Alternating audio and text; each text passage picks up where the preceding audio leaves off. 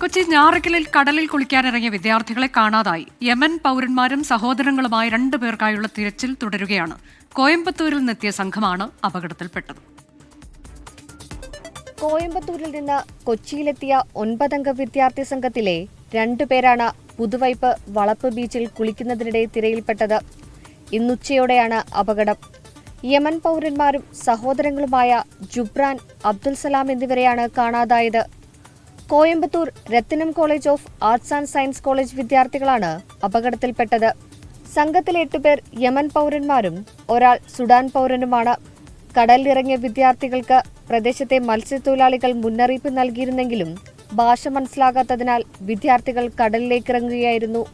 ഇവിടെ അവരെത്തിയപ്പോൾ തന്നെ മത്സ്യത്തൊഴിലാളികളായിട്ടുള്ള ആളുകൾ നിർദ്ദേശം കൊടുത്തതാണ് കടലിൽ ഇറങ്ങരുത്, കാരണം ശക്തമായിട്ടുള്ള കടൽ കയറ്റമുണ്ട്.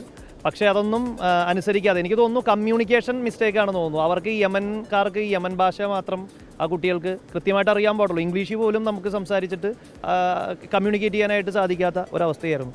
കടൽ തീരത്ത് ലൈഫ് ഗാർഡുകളോ മറ്റ് സുരക്ഷാ സംവിധാനങ്ങളോ ഇല്ലാത്തതിനാൽ അപകടങ്ങൾ പതിവായി നടക്കുന്നുണ്ടെന്ന് നാട്ടുകാർ പറയുന്നു. കാണാതായ വിദ്യാർത്ഥികൾക്കായി കോസ്റ്റ് ഗാർഡിന്റെയും നാവികസേനയുടെയും അഗ്നിരക്ഷാസേനയുടെയും നേതൃത്വത്തിൽ തിരച്ചിൽ തുടരുകയാണ്. 24 കൊച്ചി.